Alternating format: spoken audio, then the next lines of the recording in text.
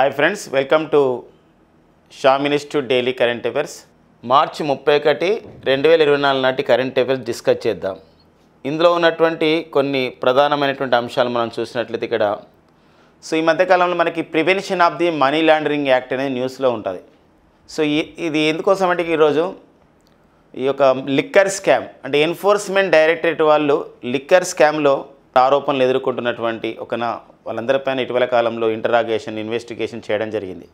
అందులో కొందరిని అరెస్ట్ కూడా చేయడం జరిగింది. ఇలాంటి నేపథ్యంలో దాని పూర్వపరాల గురించి ఆలోచిస్తే ఇక్కడ వాళ్ళందరూ కూడా prevention of the money laundering యాక్ట్లో భాగంగానే వాళ్ళు అరెస్ట్ అయినటువంటి నేపథ్యం ఉంది. కాబట్టి ఈ prevention of the money laundering act అసలు ఎప్పుడు వచ్చింది, ఇంకా prevention of the money laundering యాక్ట్ని పైన ఎవరు చర్య తీసుకుంటారు, ఎన్ఫోర్స్మెంట్ డైరెక్టరేట్ అనే సంస్థ only prevention of the money laundering act పైన చూస్తుందా, ఇంకేమైనా చట్టాలపైన అది చూస్తుందా, అలాంటి అంశాలు ఇందులో చూసుకునే ప్రయత్నం చేద్దాం.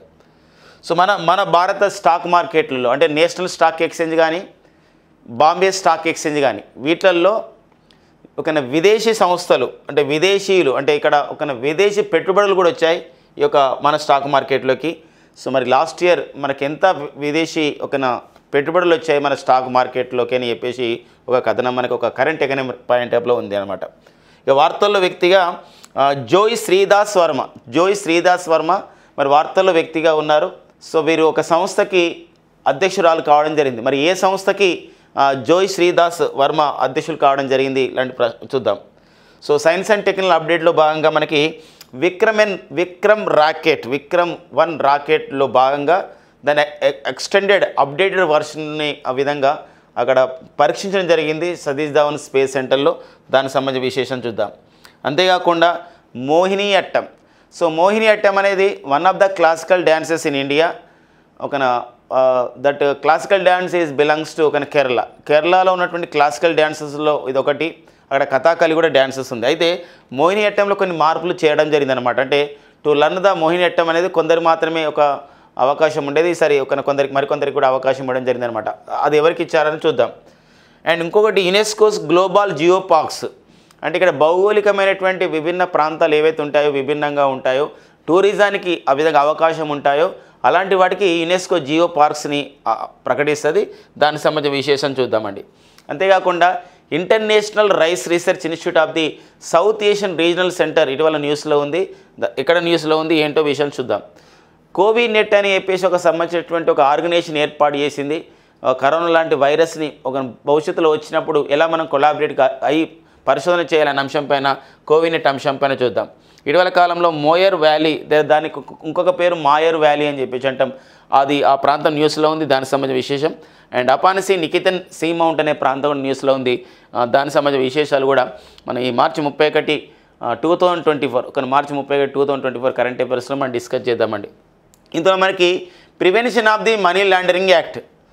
మరి మనీ ఏదైతే ఉంటుందో ఈ మనీ లాండరింగ్ యాక్ట్ అంటే ఏంటంటే ఈ ఒక పర్టికులర్ ఇన్కమ్ ట్యాక్స్ చిక్కకుండా కానివ్వండి, బ్లాక్ మనీ కానివ్వండి, లేదా కరప్టెడ్ మనీ కానివ్వండి, వీటిపైన అలాంటి వాళ్ళని ఎవరైతే ఎంకరేజ్ చేస్తారో వాళ్ళపైన ఆ విధంగా ఒక చట్టానికి లోబడి అరెస్ట్ చేసే విషయం మనకు prevention of the money laundering యాక్ట్లో ఉందన్నమాట. మరి ఈ చట్టము మన భారత ప్రభుత్వం ఎప్పుడు తీసుకురావడం జరిగింది, ప్రివెన్షన్ ఆఫ్ ది PMLA అంటారు, prevention of the money laundering యాక్ట్ని మన భారత ప్రభుత్వం ఎప్పుడు తీసుకొచ్చిందని 2002లో తీసుకురావడం జరిగింది. మరి ఈ prevention of the money laundering యాక్ట్ని ఎవరైతే ఇలాంటి పని చేస్తున్నారంటే డబ్బును అనేది దొంగచాటున ఇన్కమ్ ట్యాక్స్ చిక్కకుండా తీసుకెళ్ళడం కానివ్వండి, బ్లాక్ మనీ చేయడం కానీ, కరప్టెడ్ మనీ కానీ, అలాంటి వారిపైన ఏ సంస్థ వాళ్ళని అరెస్ట్ చేస్తుంది, శిక్షిస్తుంది, లేకపోతే ఏ సంస్థ దానిపైన చర్యలు తీసుకుంటుందంటే అది మనకి ఎన్ఫోర్స్మెంట్ డైరెక్టరేట్ అండి, ఈడీ అన్నమాట. ఈ మధ్యకాలంలో గత కొన్ని సంవత్సరాల నుండి మన భారతదేశంలో ఈడీ దాడులు ప్రతిపక్ష నాయకుల పైన ఈడీ దాడులు అని చెప్పేసి మనం రకరకాలుగా వింటున్నాం. దాంతోపాటుగా ఇప్పుడు ఇటీవల కాలం లిక్కర్ స్కామ్ ద్వారా ఈ prevention of the money laundering యాక్ట్లో భాగంగానే చాలామందిని అరెస్ట్ చేయడం జరిగింది. మనీష్ సిసోడే కానివ్వండి, కల్వకుంట్ల కవిత గారు కానివ్వండి, మరి తర్వాత మన అరవింద్ కేజ్రీవాల్ గారు కానివ్వండి, వీళ్ళందరూ కూడా prevention of the money laundering యాక్ట్లో భాగంగా వాళ్ళు అరెస్ట్ కావడం జరిగిన నేపథ్యం అనమాట. మరి ఇలాంటి నేపథ్యంలో మరి ఇక్కడ ఈ ఎన్ఫోర్స్మెంట్ డైరెక్టరేట్ అంటే డిపార్ట్మెంట్ ఆఫ్ ది రెవెన్యూ పరిధిలో పనిచేస్తుంది. ఈ డిపార్ట్మెంట్ ఆఫ్ ది రెవెన్యూ అనేది కూడా మినిస్ట్రీ ఆఫ్ ది ఫైనాన్స్ పరిధిలో పనిచేస్తుంది. ఇది మనకి ఈ యొక్క prevention of the money laundering act గురించి అమలు గురించి చూసుకుంటుంది అనమాట. సో ఫ్రెండ్స్ గమనించాలి, ఇవన్నీ కూడా ఈ ఒక ఇలాంటి prevention of the money laundering జరుగుతుందనే విషయం పైన అధ్యయనం చేయడానికి సో ఒక FIU అనే సంస్థ కూడా ఉంటుంది, FIU ఇండియా. FIU అంటే ఇక్కడ ఫినాన్షియల్ ఇంటెలిజెన్స్ యూనిట్. ఈ ఫినాన్షియల్ ఇంటెలిజెన్స్ యూనిట్ దీనిపైన అధ్యయనం చేసి ఇక్కడ ఏమైనా మనీ లాండరింగ్ జరిగిందా లాంటి అంశాలని ఎన్ఫోర్స్మెంట్ డైరెక్టరేట్కి చూసుకుంటుంది అనమాట. మరి ఎన్ఫోర్స్మెంట్ డైరెక్టరేట్ గురించి చెప్పాలంటే ఎన్ఫోర్స్మెంట్ డైరెక్టరేట్ సో స్టార్టింగ్లో దీనికి మనకి 1956లో ఎన్ఫోర్స్మెంట్ యూనిట్ అనే పేరుతో వచ్చిందండి. EU అంటారు. EU అంటే అర్థం ఏంటంటే ఎన్ఫోర్స్మెంట్ యూనిట్ అనే పేరుతో 1956లో ఈ యొక్క సంబంధించినటువంటి ED అనేది వచ్చింది, EU అనేది వచ్చింది. EU పేరుని మరి ఒక ఎన్ఫోర్స్మెంట్ యూనిట్ పేరుని 1957లో EDగా ఎన్ఫోర్స్మెంట్ డైరెక్టరేట్గా మార్చడం జరిగిందనమాట. మరి enforcement directorate only prevention of the money laundering యాక్టే కాదు, దీనిపైన కాకుండా ఇంకా సో దాంతోపాటుగా ఫెమా యాక్ట్ పైన కూడా ఇది చూసుకుంటుంది అమలుని. ఫెమా అంటే ఇక్కడ ఫారిన్ ఎక్స్చేంజ్ మేనేజ్మెంట్ యాక్ట్ అంటాం. అంటే విదేశాల నుండి విరాళాలు రావడం కానివ్వండి, విదేశాల నుండి పెట్టుబడులు రావడం కానీ ఇలాంటి వచ్చినప్పుడు ఎక్స్చేంజ్ విషయంలో ఏమైనా అవకతవకలు జరిగాయని చూసుకునేది ఫెమా చట్టం అంటారు. FEMA foreign exchange management act 1999 గురించి కూడా చూసుకుంటుంది. అంతేకాకుండా ప్యుగేటివ్ ఎకనామిక్ అఫెండర్స్ యాక్ట్ ఈ 2018లో వచ్చినటువంటి ఈ ప్యుగేటివ్ ఎకనామిక్ అఫెండర్స్ యాక్ట్ పైన కూడా ఎవరైతే ఇక్కడ చట్టాలకు దొరకకుండా మనీని ఆ విధంగా ఎక్స్చేంజ్ చేసే వాళ్ళు కానివ్వండి, సో ఇలాంటి అంతా కూడా మనకి ప్యుగేటివ్ ఎకనామిక్ అఫెండర్స్ యాక్ట్ 2018 కూడా ఎవరు చూసుకుంటారంటే ఎన్ఫోర్స్మెంట్ డైరెక్టరేట్ అనేది చూసుకోవడం జరుగుతుంది. మనకు క్వశ్చన్స్ ఎలా రావచ్చు అంటే ఇటీవల వార్తలు ఉన్న prevention of the money laundering act గురించి సరికాంది ఏంది, సరైనది ఏంది, ఇది ఎప్పుడు వచ్చింది, ఇది ఏ పరిధిలో పనిచేస్తుంది, మరి ED అనేది ఏంటి, ఇలాంటి అన్ని విషయాలపైన మనకి ఒక కాన్సెప్ట్ ఆధారితంగా మనం ఇక్కడ గుర్తుపెట్టుకోవాలి ఈ పాయింట్స్ అన్ని కూడా. ఇక నెక్స్ట్ చూద్దామండి. ఇక నెక్స్ట్ మనకి మన భారత స్టాక్ మార్కెట్లో మన నేషనల్ స్టాక్ ఎక్స్చేంజ్ అంటాం NSE, లేదా దీని ఇంకో BSE అంటే బాంబే స్టాక్ ఎక్స్చేంజ్. సో ఇక్కడ ఎవరైతే మనకి మదుపరులు అని చెప్పేసి అంటాం, ఇక్కడ ఏదైతే కొత్త కంపెనీల్లో ఏవైతే IPOలో పెట్టుబడులు పెడుతున్నారు, ఇనీషియల్ పబ్లిక్ ఆఫర్ కానివ్వండి, ఇలా స్టాక్ మార్కెట్లో లావాదేవీలు జరిపే విషయంలో విదేశీ సంస్థలు మన స్టాక్ మార్కెట్లోకి సో మనకి లాస్ట్ ఇయర్ 2023-24 ఆర్థిక సంవత్సరంలో సో ఒక 2 లక్షల కోట్ల రూపాయలు ఆ విధంగా వివిధ పెట్టుబడులు పెట్టారు అని చెప్పేసి మనకి సెబీ వాళ్ళు ప్రకటించడం జరిగిందండి. సెబీ అంటాం. సెబీ అంటే securities exchange board of India వాళ్ళు ప్రకటించడం జరిగిందనమాట. ఇది గతంతో పోల్చినట్లయితే గతం అంటే ఇక్కడ 2021-22 ఆర్థిక సంవత్సరంలో 1.4 లక్షల కోట్ల రూపాయలు ఇక్కడ మన స్టాక్ మార్కెట్లో విదేశాల నుండి పెట్టుబడులు వచ్చినాయి. అండ్ బట్ 2021 చూసినట్లయితే ఇప్పటిదానికన్నా ఎక్కువ వచ్చినాయి. ఇప్పుడు 2 లక్షల కోట్లు వచ్చినాయి 2023-24 ఆర్థిక సంవత్సరంలో. బట్ అప్పుడైతే 2.74 లక్షల కోట్ల రూపాయలు అత్యధికంగా వచ్చినాయి 2020-21 సో ఆర్థిక సంవత్సరంలో మన విదేశీయుల నుండి విదేశీ సంస్థల నుండి మన స్టాక్ మార్కెట్లోకి వచ్చినటువంటి పెట్టుబడులు అనమాట. ఒక కరెంట్ ఎకనామిక్ పాయింట్ ఆఫ్ ఈ అంశం మనం చూసుకోవాలి. 2023-24 ఆర్థిక సంవత్సరంలో మన national stock exchange Bombay stock ఎక్స్చేంజ్లో విదేశీ పెట్టుబడులు ఎంతకు చేరినాయి 2 లక్షల కోట్లు. అత్యధికంగా ఈ మధ్య కాలంలో ఎక్కువగా విదేశీ పెట్టుబడులు అనేది స్టాక్ మార్కెట్లో ఏ సంవత్సరంలో వచ్చింది, ఏ ఆర్థిక సంవత్సరంలో అంటే 2020-21లో వచ్చిన విషయం గుర్తుపెట్టుకోండి. ఇక సెబీ అని చెప్పేసి అంటున్నాం కాబట్టి సెబీ అంటే ఏంటంటే securities exchange board of India అంటాం. సెబీ అంటే ఏంటంటే securities exchange board of India అంటామండి. Securities exchange board of India. So మరి ఇది మన స్టాక్ ఎక్స్చేంజ్ అనుకుంటాం, కానీ ఇదంటే స్టాక్ ఎక్స్చేంజ్ కార్యకలాపాలు కూడా చూసుకుంటుంది. బట్ ఏంటంటే సెబీ అంటే వాళ్ళకి సెక్యూరిటీస్, అందుకే securities exchange board of India అని చెప్పేసి అంటాం. మరి ఈ securities exchange board of India భారత పార్లమెంటరీ చట్టం ద్వారా ఏర్పాటు చేయబడింది. మరి ప్రజెంట్ సెబీకి చైర్పర్సన్గా ఎవరున్నారు అని చెప్పేసి అంటాం. సెబీకి చైర్పర్సన్గా ఒక మహిళ పనిచేస్తున్నారు. సో వారే వచ్చేసి మాధవీపురి బచ్ అండి, Madhabi Puri Butch. So very very important అండి. ఎందుకోసం అంటే very first time the first women who appointed as who became the chairperson to the SEBI, that is Madhabi Puri Buch. అంటే సెబీకి చైర్పర్సన్గా నియమితులైనటువంటి తొలి మహిళ సో ఎవరంటే మాధవీపురి బచ్ అండి. సో ఇది మన స్టాక్ మార్కెట్ లావాదేవీలని ఇవన్నీ కూడా నియంత్రణగా ఒక అభివృద్ధి విషయంలో కృషి చేస్తుంది సెబీ. ఎందుకోసం ఇక్కడ చూడండి, మనకు ఈ మధ్యకాలం మనం చూసాం, మనం March 28 సెబీ సూచనల మేరకు రిజర్వ్ బ్యాంక్ ఆఫ్ ఇండియా వాళ్ళు March 28, 2024 నుండి మన భారతదేశంలో T+0 సెటిల్మెంట్, T+O లేదా T+0 సెటిల్మెంట్ని తీసుకురావడం జరిగింది. మరి what is T+0 settlement, what is T+O settlement అంటే భారత ఈ షేర్ మార్కెట్లలో స్టాక్ ఎక్స్చేంజ్లలో నేషనల్ స్టాక్ ఎక్స్చేంజ్ కానివ్వండి, బాంబే స్టాక్ ఎక్స్చేంజ్ కానివ్వండి, ఏవైతే స్టాక్ ఎక్స్చేంజ్లు ఉన్నాయో అక్కడ లావాదేవీలు జరిపినప్పుడు, షేర్ మార్కెట్ల అమ్మకం కొనుగోలు జరిగినప్పుడు ఎంపిక చేయబడ్డ ఒక 25 కంపెనీలలో షేర్ మార్కెట్ లావాదేవీలు ఈరోజు పూర్తయినాయి అనుకోండి, ఆ రోజే అమౌంట్ డిడక్ట్ కావడం కానీ, అంటే ఆ అమౌంట్ ఆ విధంగా తీసుకోవడం కానీ, అమౌంట్ని ఆ విధంగా యాడ్ చేయడం కానీ జరుగుతుంది అనమాట. ఆ యొక్క ఎవరైతే ఈ షేర్ మార్కెట్ కొనుగోలు చేస్తారో అమ్మకందారులు, అది T+1 సెటిల్మెంట్ లేదా T+0 సెటిల్మెంట్ అని చెప్పి పిలుస్తాం.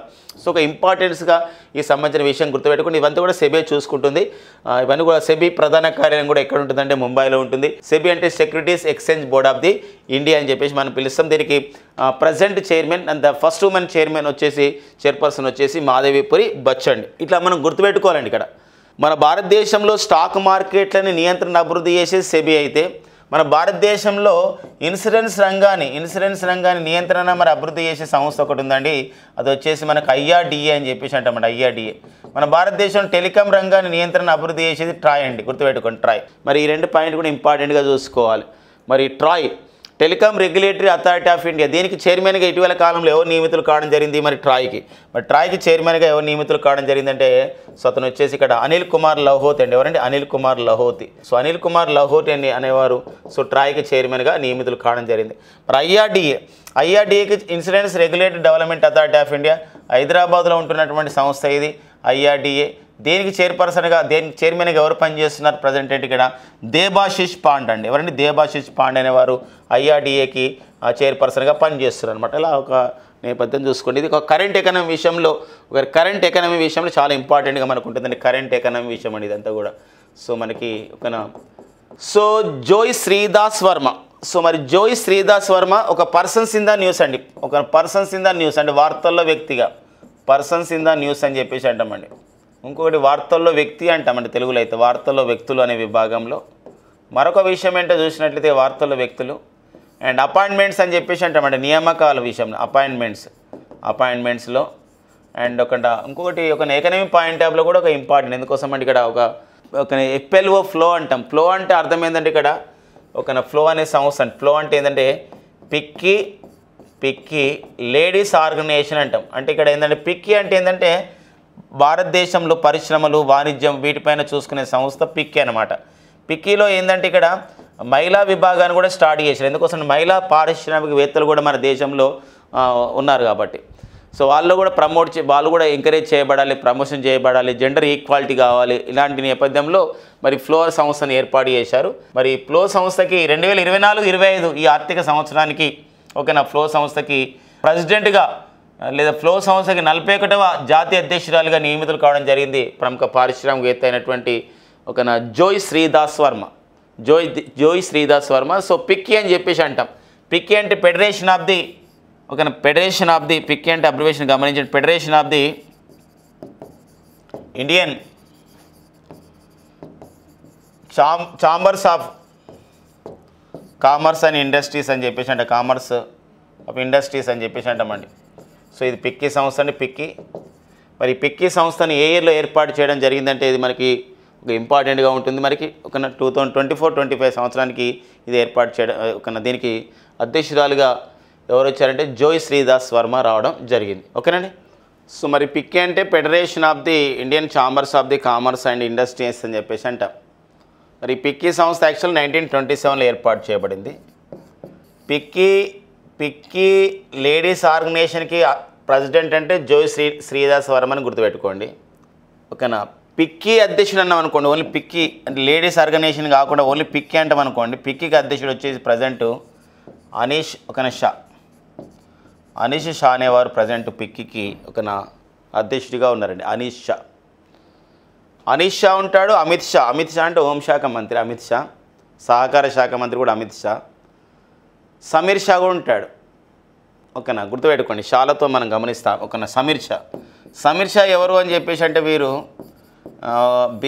BBC ఉంది కదా, బ్రిటిష్ బ్రాడ్కాస్టింగ్ కార్పొరేషన్, లండన్ కేంద్రంగా పనిచేస్తున్న మీడియా సంస్థ. దీనికి చైర్మన్గా నియమితులైన తొలి భారతీయుడు సమీర్ షా. సో జై షా ఉంటారు. జై షా అంటే అమిత్ షా వాళ్ళ కొడుకు జై షా. ఇతను ఏషియన్ క్రికెట్ అసోసియేషన్కి ప్రెసిడెంట్. అదే BCCI ఉందనుకోండి, మరి భారత క్రికెట్ నియంత్రణ మండలి అధ్యక్షుడు వచ్చేసి అతను రోజర్ బిన్నీ. అది అంతర్జాతీయ క్రికెట్ మండలి అధ్యక్షుడు వచ్చేసి అంటే చైర్మన్ అంటాం. అంతర్జాతీయ క్రికెట్ మండలి చైర్మన్ వచ్చేసి అతనే మనకి గ్రేగ్ బార్క్లే. ఇట్లా కూడా గుర్తుపెట్టుకోవచ్చు కొన్ని పాయింట్స్ని. ఇక నెక్స్ట్ వచ్చేసి మనకి స్వదేశంగా మనం అభివృద్ధి చేసుకున్నాం విక్రమ్-1 అనే రాకెట్. ఇది హైదరాబాద్కు చెందినటువంటి స్కై రూట్ ఏరోస్పేస్ సంస్థ వాళ్ళు, హైదరాబాద్కు చెందినటువంటి ఒక పవన్ సుంకర దీనికి నేతృత్వం వహిస్తున్నారు సీఓగా. స్కై రూట్ ఏరోస్పేస్ సంస్థ హైదరాబాద్లోని మరి ఏదైతే టీ హబ్ అనే సంస్థ ఉందో, మరి ఒక టీ హబ్ అనే సంస్థ అంటే టెక్నాలజీ హబ్ అనే సంస్థ ఇక ఇంక్యుబేషన్ అంటే ప్రోత్సహించడంతో ఏర్పాటు చేయబడేటువంటి ఒక స్పేస్ స్టార్టప్ అంటే అంతరిక్ష అంకుర పరిశ్రమ అని ఏదంటే ఇది ఒక స్కై రూట్ ఏరోస్పేస్. మరి స్కై రూట్ ఏరోస్పేస్ స్వదేశంగా అభివృద్ధి చేసింది ఒక రాకెట్ని సొంత నాలెడ్జ్తో. దానికి ఏమని పేరు పెట్టడం జరిగిందంటే విక్రమ్ అని పేరు పెట్టడం జరిగింది. విక్రమ్ మరి విక్రమ్ ఎస్ అనే పేరుతో ఒక ప్రారంభం అని చెప్పేసి ఒక రాకెట్ కూడా మనం ప్రయోగించుకున్నాం. ఇవన్నీ కూడా స్మాల్ శాటిలైట్ లాంచ్ వెహికల్స్ అని చెప్పేసి అంటే SSLV తరహా చెందింది. ఇందులో ఈ విక్రమ్-1 రాకెట్లో భాగంగా మరింత అప్డేషన్ చేస్తూ కలాం 250 అనే పేరుతో సంబంధించినటువంటి ఒక ఇంజన్ని అక్కడ పెట్టి దాన్ని కూడా పరీక్షించారనమాట.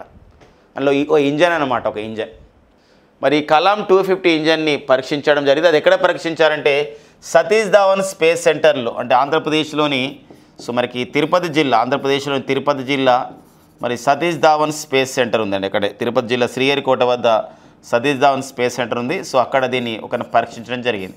ఇది పరీక్ష విజయవంతం కావడం జరిగిన నేపథ్యంలోనే మనకు న్యూస్లో ఉండడం జరిగిందనమాట. మన భారతదేశంలో పేరొందినటువంటి స్పేస్ స్టార్టప్స్ అంటే అంతరిక్ష అంకుర పరిశ్రమల్లో పేరుగాంచినలో ఒకటి ఏంటంటే స్కై రూట్ ఏరోస్పేస్ సంస్థ చాలా పేరుగాంచడం జరిగిందండి. స్కై రూట్ ఏరోస్పేస్ తర్వాత ఇంకా పేరుగాంచినటువంటి అంతరిక్ష పరిశోధన సంస్థల్లో అంకుర పరిశ్రమల్లో పిక్సెల్ అండ్ అగ్నికుల్ లాంటి సంస్థలు అనేది మనకు ఉండడం జరిగిందనమాట. చాలా ఇంపార్టెంట్గా ఈ విషయం గమనించాలి.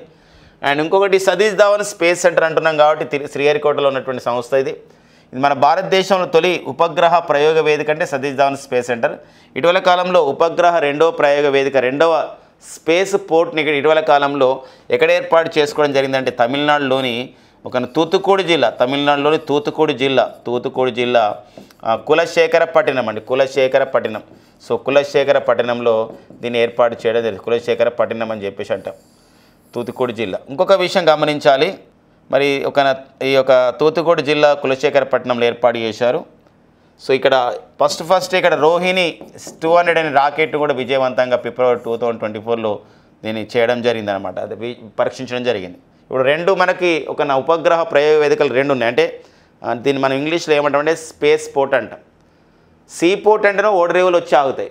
స్పేస్ పోర్ట్ దగ్గర ఏంటంటే ఉపగ్రహాలని ప్రయోగిస్తారు. రాకెట్లు ప్రయోగించడం ద్వారా ఉపగ్రహాలు కక్షలో ప్రవేశపెట్టబడతాయి. అదొక ఇంపార్టెంట్.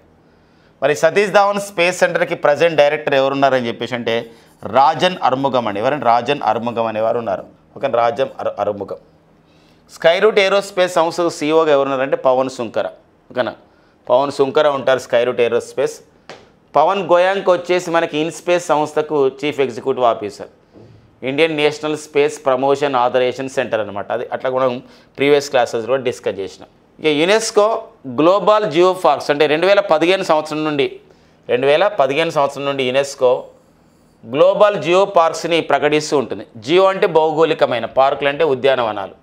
అంటే ఏంటంటే భౌగోళికంగా ఏర్పడ్డాయి అన్నమాట. ఇవన్నీ కూడా అంటే సహజ సిద్ధంగా ఏర్పడేటువంటి వాటిని యునెస్కో జియో పార్క్స్గా ప్రకటించి తద్వారా అక్కడ ఏమవుతుందంటే అక్కడ బయోస్ఫియర్ కాపాడబడుతుంది, ఆ ప్రాంతం జీవ వైవిధ్యం కాపాడబడుతుంది, జీవావరణం రక్షించబడుతుంది. మరొకటి ఏంటంటే ప్రమోట్ ద టూరిస్ట్ యాక్టివిటీస్ అంటే పర్యాటక కార్యక్రమాలు కూడా ఎంకరేజ్ చేయబడతాయి. అది గ్లోబల్ జియో పార్క్స్ యొక్క ఉద్దేశం. యునెస్కో ఈ కాన్సెప్ట్ని 2015 నుండి తీసుకొచ్చింది. మరి ప్రజెంట్ అయితే 18 కొత్తగా జియో పార్క్స్ని ప్రకటించింది. దీంతో కలుపుకొని ఇప్పుడు జియో పార్కుల సంఖ్య ప్రపంచవ్యాప్తంగా 213కు చేరింది. ఇప్పుడు మొత్తం 48 దేశాల్లో ఉన్నటువంటి జియో పార్కులు ఏంటంటే 213 జియో పార్కులు ఉన్నాయన్నమాట. ఇట్లా కొంచెం ఇంపార్టెంట్గా చూసుకోవాలి. కొత్తగా ఎన్ని ప్రకటించారు, ఎన్ని ఉన్నాయి. ఇది మనకి ఎందుకో యునెస్కో ప్రకటించే ప్రతి అంశం మనకి ఎగ్జామినేషన్లు అడుగుతున్న నేపథ్యం ఉంటుంది. ఇప్పుడు యునెస్కో ఇటీవల కాలంలో ఫ్రెండ్స్ మనకు తెలుసు, మన భారతదేశంలో మనకు గార్బా డ్యాన్స్ అనేది ఉంది. గార్బా డ్యాన్స్.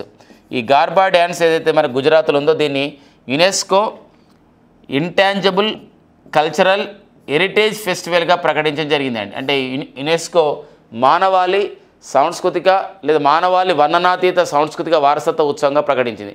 ఇలా మన భారతదేశంలో ప్రకటించబడ్డటువంటి యునెస్కో మానవాళి సాంస్కృతిక వారసత్వ ఉత్సవాల జాబితాలో ఈ గార్బా డ్యాన్స్ ఎన్నోది అంటే 15వది అనమాట. 15వది. దానికన్నా ముందు 14వది ఏంటంటే దుర్గా పూజ. కోల్కతాలో నిర్వహించే దుర్గా పూజను ఇలా ప్రకటించడం జరిగిందనమాట.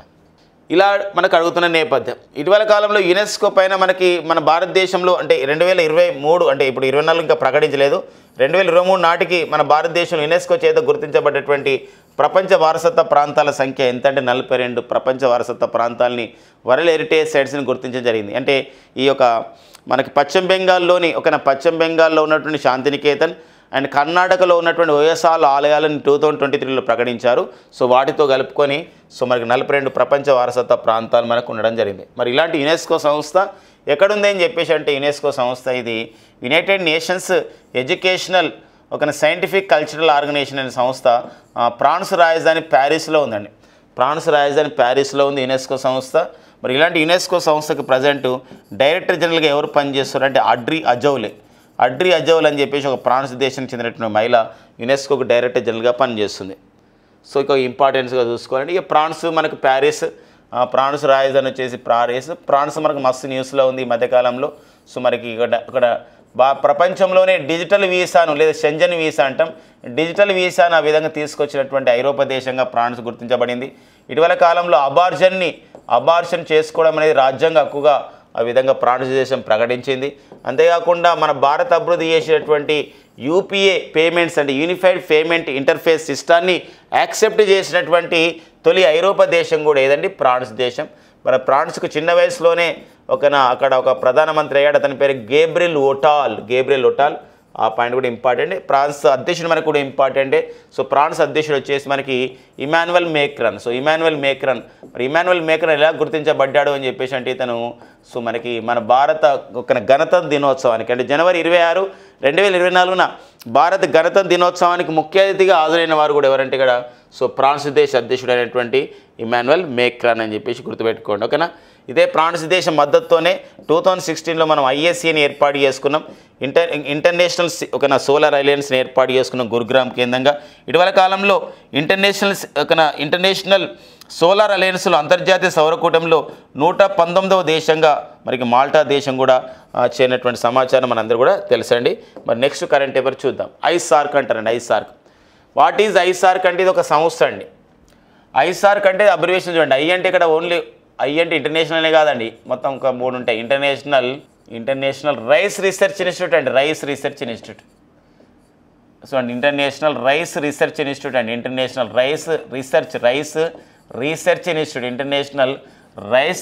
ఇన్స్టిట్యూట్ ఆఫ్ అంటే ఇంత వస్తుంది అనమాట. International rice research institute of south Asian regional centre అండి. సౌత్ ఏషియన్ రీజనల్ సెంటర్ అంటారనమాట. అంటే అంతర్జాతీయ వరి పరిశోధన కేంద్రం అంటే మనకి ఎక్కడ ఉందంటే ఫిలిప్పైన్స్లో ఉంది. ఫిలిప్పైన్స్ రాజధాని మనీలాలో ఉంది. మనీలా సమీపాన గల లాస్ బోనాస్ అనే ప్రాంతంలో, పర్టికులర్ ప్లేస్ చెప్పాలంటే లాస్ బోనాస్ అనే ప్రాంతంలో ఈ అంతర్జాతీయ వరి పరిశోధన కేంద్రం ఉంది. దానికి ఒక దక్షిణాసియా ప్రాంతీయ కేంద్రాన్ని 2018లో ఎక్కడ నెలకొల్పడం జరిగిందంటే మన వారణాసిలో నెలకొల్పడం జరిగింది. వారణాసి. సో ఫ్రెండ్స్ మనకు తెలుసు వారణాసి ఉత్తరప్రదేశ్లోని వారణాసిలో నెలకొల్పడం జరిగిందనమాట. మరి 2018 సంవత్సరంలో భారతదేశం అండ్ ఫిలిప్పైన్ దేశాల మధ్య జరిగినటువంటి ఒక మెమోరాండమ్ ఆఫ్ ది అండర్స్టాండింగ్, ఒక అవగాహన ఒప్పందం ద్వారా మనకి ఇక్కడ ఐసార్క్ని ఏర్పాటు చేశారు. ఫిలిప్పైన్స్లో ఎక్కడ ఏర్పాటు చేశారంటే ఫిలిప్పైన్ దేశానికి చెందినటువంటి ఈ యొక్క ప్రాంతీయ ఉప కేంద్రం ఎక్కడ ఏర్పాటు చేశారు, ఒక అంతర్జాతీయ వరి పరిశోధన కేంద్రం యొక్క దక్షిణాసియా ప్రాంతీయ కేంద్రాన్ని వారణాసిలో ఏర్పాటు చేయడం జరిగింది 2018లో. ఎందుకు న్యూస్లో ఉందంటే ఇప్పుడు ఈ ఐసార్క్ సంస్థ ఏం చేస్తుందంటే ఇప్పుడు వ్యవసాయం అంటే వరి పండించిన తర్వాత కానివ్వండి వివిధ ఎక్కువగా వ్యవసాయ వ్యర్థాలు వచ్చినట్లయితే ఆ వ్యవసాయ వ్యర్థాలులో ఏమైతుందంటే మీథేన్ గ్యాస్ ఉంటుంది. ఆ మీథేన్ కూడా ఒక్కోసారి ఏమైతుందంటే మనకి ఇది పర్యావరణానికి హాని కలిగిస్తుంది. అందుకోసమే వ్యవసాయ వ్యర్థాలలో మీథేన్ తక్కువగా ఉండే విధంగా నూతన వంగడాలను ఇప్పుడు తయారు చేస్తుంది అనమాట. అంటే లో methane emissions and enhance productivity of the premium quality of the nutritious rice. అంటే మనకు ఏదైతే మనకు రైస్ ఉన్నాయో, ఏదైతే మనకు వరి ఉందో ఆ వరిలో ఒక పోషకాలు ఉండాలి. పోషకాలు దెబ్బతినకుండా అందులో అది ఒకవేళ ఆ సమయ వరి పొట్టున అదంతా మనం కాలబెట్టినాం అనుకోండి, ఆ వరి వ్యర్థ పదార్థాన్ని కాలబెడితే మీథేన్ వస్తుంది. ఆ మీథేన్ రాకుండా తక్కువగా లో మీథేన్ గ్యాస్ వచ్చే విధంగా, లో మీథేన్ ఎమిషన్స్ వచ్చే విధంగా, అంతేకాకుండా ప్రొడక్ట్ని ఇంక్రీజ్ చేసే విధంగా నూతన వంగడాలపైన కృషి చేస్తున్నటువంటి సంస్థ ఇప్పుడు ఐసార్క్ సంస్థ చాలా న్యూస్లో ఉందండి. ఈ సంబంధించిన విషయం గమనించాలి. ఇటీవల కాలంలోనే ఇలాంటి వ్యవసాయ వ్యర్థాలతో ఎరువులు తయారు చేయడానికి బయోచార్ అని చెప్పేసి ఒక ఎరువుల విధానాన్ని తయారు చేసింది. ఏ సంస్థ తయారు చేసిందంటే మన హైదరాబాద్కి చెందినటువంటి మరి ఇక్రిసాట్ సంస్థ అనే విషయం కూడా మనం మన రెగ్యులర్ కరెంట్ అఫైర్స్లో డిస్కస్ చేసుకోవడం జరిగింది అనమాట. అంటే భారతదేశంలో ఈ క్రింది ఏ ప్రాంతంలో ఉన్న సంస్థ వరి నూతన వంగడాన్ని కనిపెడుతూ వరిలో పోషకాలతో పాటుగా దాని వ్యర్థాల నుండి మీథేన్ గ్యాస్ తక్కువ వచ్చే విధంగా వరి వంగడాలను తయారు చేస్తున్నారు. అది ఏ సంస్థ అంటే ఐసార్క్ సంస్థ. అది ఎక్కడుందంటే వారణాసిలో ఉంది, ఉత్తరప్రదేశ్లో ఉంది, వారణాసిలో. మరి అంతేకాకుండా ఇదే వారణాసిలో జాతీయ విత్తన పరిశోధన సంస్థ కూడా ఉందండి. జాతీయ విత్తన పరిశోధన సంస్థ. మరి జాతీయ విత్తన పరిశోధన సంస్థ నేషనల్ సీడ్స్ రీసెర్చ్ సెంటర్ అనేది ఎక్కడ కలదు అని చెప్పేసి అంటాం. మరి జాతీయ విత్తన పరిశోధన సంస్థ ఎక్కడ కలదు అని చెప్పేసి అంటే అది మరి ఉత్తరప్రదేశ్లోని వారణాసిలో ఉన్నటువంటి అంశాన్ని గుర్తుపెట్టుకోవాలి. నేషనల్ సీడ్స్ రీసెర్చ్ సెంటర్ అని చెప్పేసి జాతీయ విత్తన పరిశోధన సంస్థ ఉత్తరప్రదేశ్లోని వారణాసిలో ఉన్న విషయం గమనించండి. ఇదే వారణాసి అంటే ఇక్కడ మనకి జ్ఞానవాపి అనే మసీదులో ఇటీవల కాలంలో అక్కడ శివలింగం దొరకడం ద్వారా అది మనకు న్యూస్లో ఉంది. జ్ఞానవాపి మసీద్ అనే విషయం కూడా ఉత్తరప్రదేశ్లోని వారణాసికి సంబంధించిన విషయం అనమాట. అట్లా మనకు వారణాసి ఉత్తరప్రదేశ్ న్యూస్లో ఉంది. నెక్స్ట్ కరెంట్ అఫైర్ చూద్దామండి. కోవినెట్ ఇది WHO ఇనిషియేషన్ అనమాట. కోవినెట్ అనేది WHO ఇనిషియేషన్. అంటే WHO అంటే వరల్డ్ హెల్త్ ఆర్గనైజేషన్, అంటే ప్రపంచ ఆరోగ్య సంస్థ భవిష్యత్తు అవసరాల దృష్ట్యా భవిష్యత్తులో ఇంకా కొత్త రోగాలు వచ్చే అవకాశం ఉంది. కొత్త అని చెప్పి ఎందుకోసం అంటే మనకు ఇప్పుడే చూస్తున్నాం ఈ మధ్య కాలంలోనే ప్యారెట్ అనే ఒక కొత్త డిజీజ్ వచ్చింది. ఈ ప్యారెట్ అనే డిజీజ్, ప్యారెట్ అంటే మనం రామచిలుక అనుకుంటాం, కానీ ప్యారెట్ పేరుతో ప్యారెట్ అంటే రామచిలుకనే, బట్ ఒక డిజీజ్ వచ్చిందనమాట. అది ఎక్కడంటే ఇది స్వీడన్ దేశం, డెన్మార్క్ దేశాలు, అంటే ఐరోపాలో ఇది రావడం జరిగింది. ఇలాంటి నేపథ్యం అనమాట. ఈ మధ్య లైమ్ డిసీజ్ అనేది వచ్చింది. ఈ మధ్య మనకి ఇలా కొత్త వస్తున్న సందర్భం అనమాట. ఇలాంటప్పుడు భవిష్యత్తులో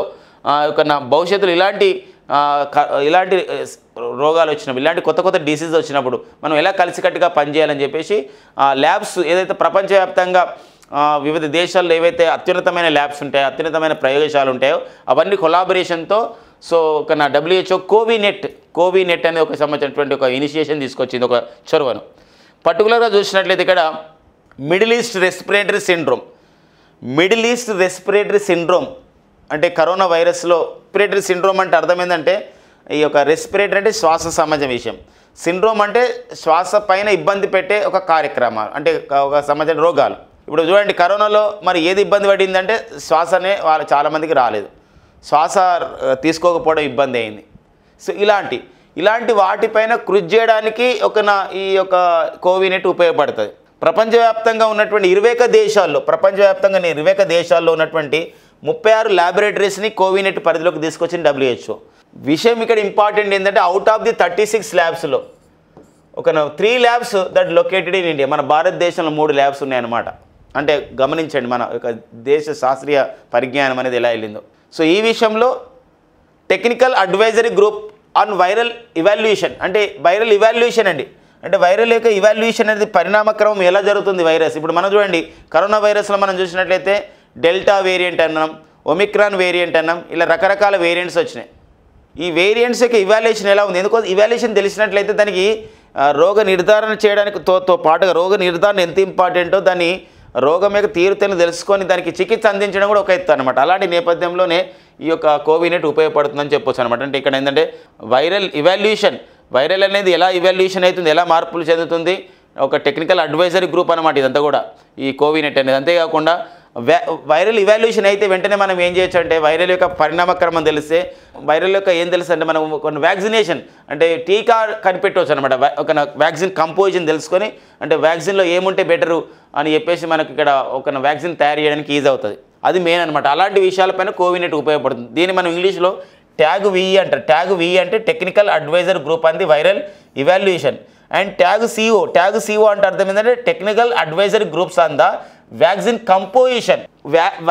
వైరల్ ఇవాల్యుయేషన్ జరిగింది కాబట్టి, అంటే వైరస్ యొక్క పరిణామక్రమం తెలిసింది కాబట్టి వైరస్ని కట్టడియడానికి ఆ టీకాలో ఎలాంటి కంపోజిషన్స్ ఉండాలి, ఎలాంటి సంబంధించినటువంటి రసాయనాలు ఉండాలి, ఎలాంటి ఆ విధంగా దాన్ని మనం తయారు చేసుకోవాలి వ్యాక్సిన్ అని తెలుస్తుంది అనమాట. That is called vaccine composition అంటాం అనమాట.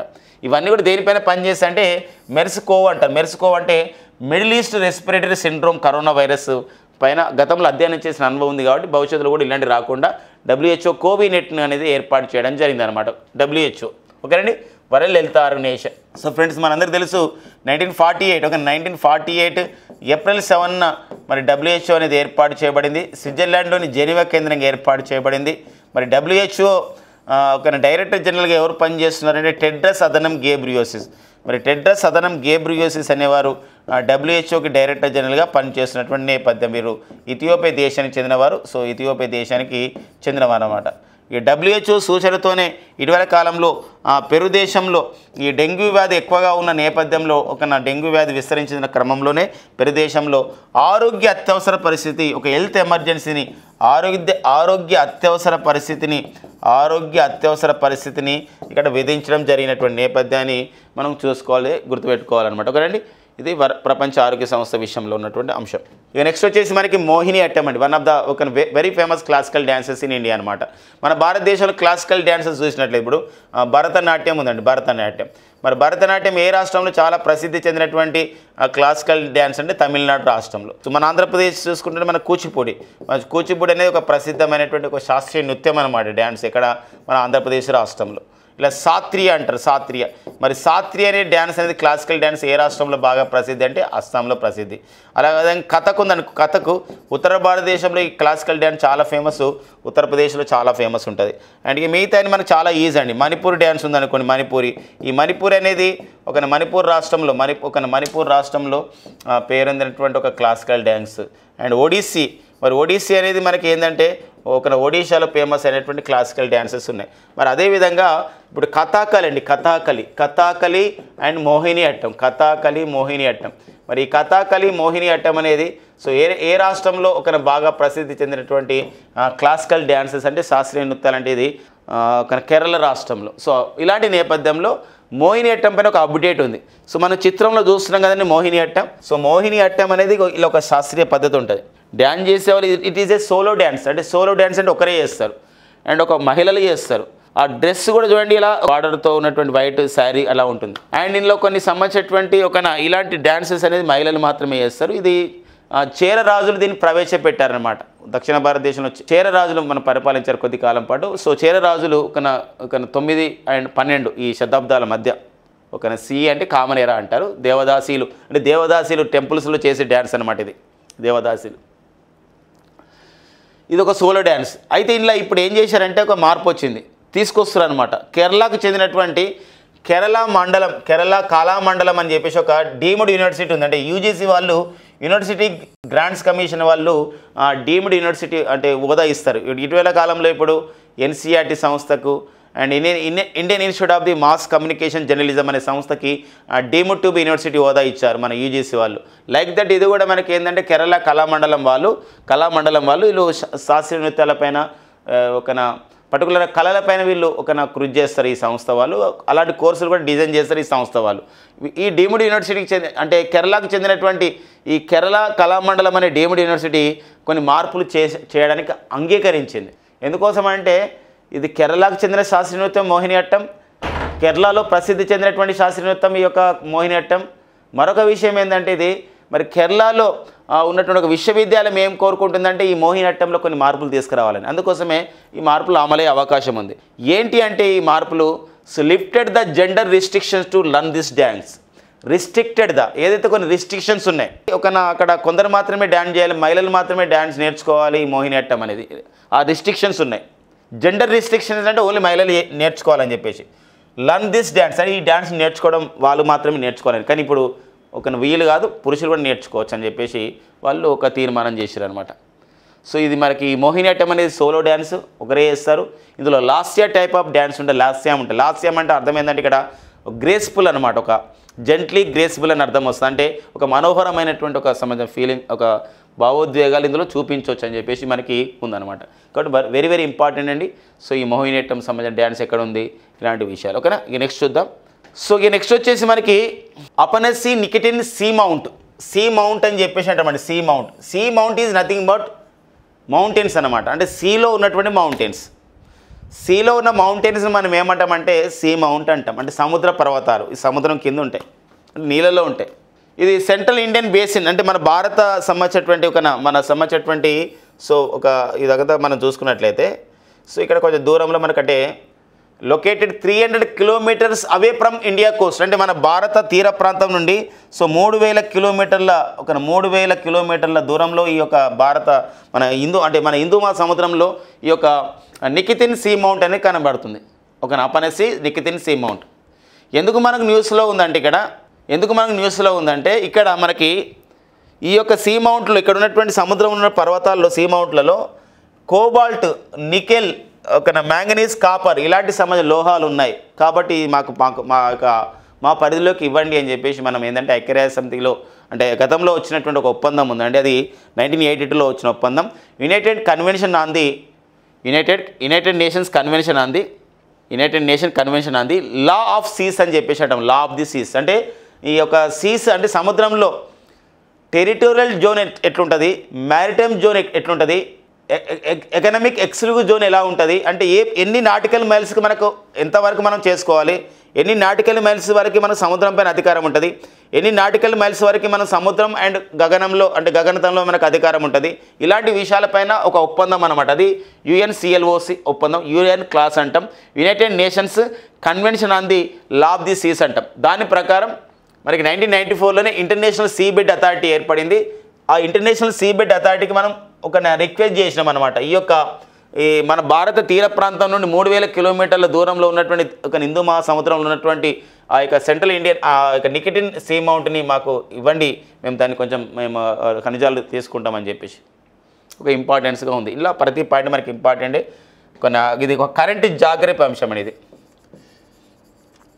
చాలా కరెంట్ జాగ్రత్త అంశం, ఒక భౌగోళికంగా మనకు ఒక ఇంపార్టెంట్గా ఉన్నటువంటి అంశం.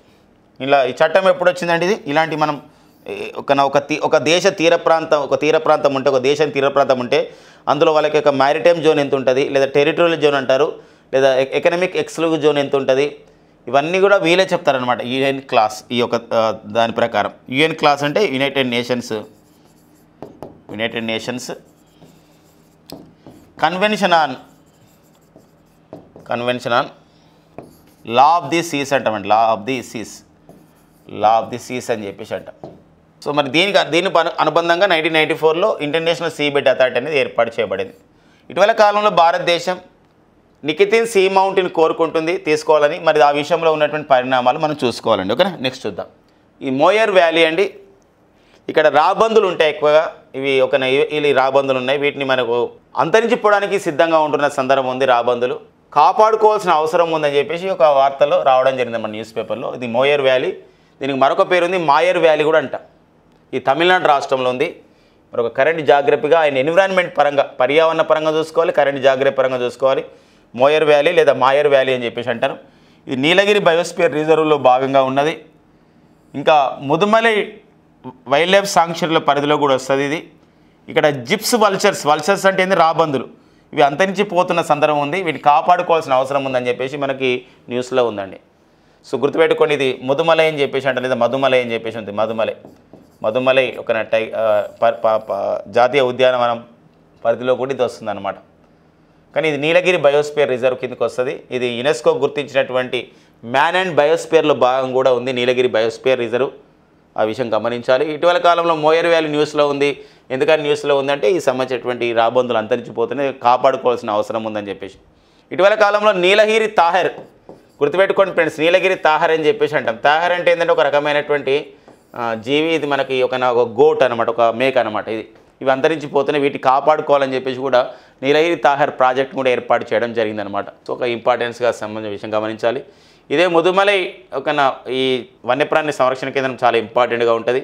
ఎలిఫెంట్ విస్పరర్స్ అనే ఒక మనకి లాస్ట్ ఇయర్ 2023లో ఎలిఫెంట్ విస్పరర్స్ అనే సినిమా బెస్ట్ డాక్యుమెంటరీ అవార్డు వచ్చింది. ఇది ఇక్కడే చిత్రీకరించబడింది అనమాట. ఎలిఫెంట్ విస్పరర్స్ కార్తీక్ గోన్సాల్వేస్ దర్శకత్వంలో వచ్చినటువంటి ఒక డాక్యుమెంటరీ అనమాట. ఓకేనండి. సో ఫ్రెండ్స్, ఇవ్వండి ఈరోజు మనకి మార్చి 31, 2024లో ఉన్న current affairs. Thank you friends and all the best.